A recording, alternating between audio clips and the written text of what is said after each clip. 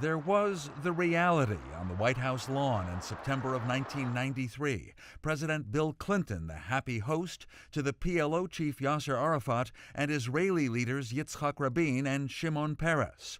And with an equal measure of hope, there's the theater version of how the agreement was reached in secret talks in Oslo, Norway.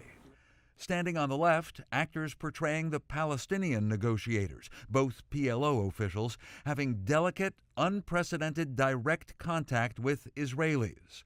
The director, Ryan Roulette, admits he's no expert on the Middle East, but he knows how to handle human drama. People who think because of their history that they have nothing in common, and they start to realize that actually they have everything in common.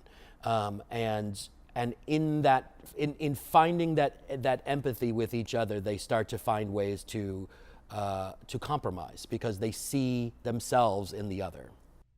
That actor is John Taylor Phillips, portraying an Israeli government lawyer named Joel Singer. On the stage of this new production of Oslo here in Washington, D.C., I-24 News had a chance to speak with both those men, the pretend negotiator and the real one, on Arab versus Jew, enemies willing to end decades of violence.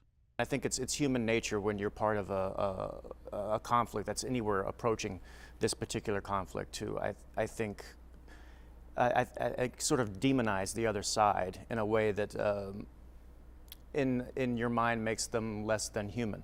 And I think one of the main themes of this play is coming together and realizing that it's our humanity that really connects us. I did not come to Oslo suspicious of the enemy, but rather as a lawyer, meeting the other side for the first time and trying to figure out whether an agreement is possible, what your positions are, what our positions, and let's see if we can turn this into an agreement.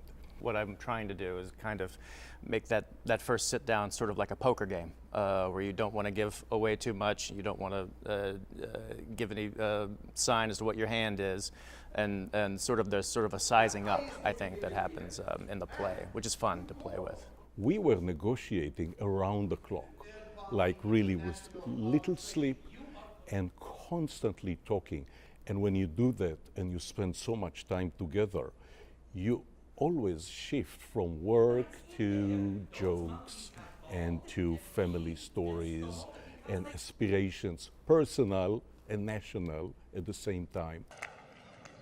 There's a general, if not universal, opinion that the Oslo Accords failed. Yasser Arafat was allowed to enter the West Bank and Gaza, but a lot has gone wrong.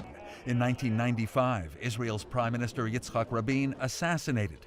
Yet theater director Ryan Roulette focuses on the good. And for people to be able to sit across the table and see each other as people, and to be able to find their commonalities and to use that as a way to bridge the divides and to come to an agreement, that's the part of this that I think provides hope for the future. Many theater companies all across the U.S. plan to stage their own versions of Oslo, defiantly seeing optimism when many in the Middle East see continued conflict and despair. Dan Raviv, I-24 News, Washington.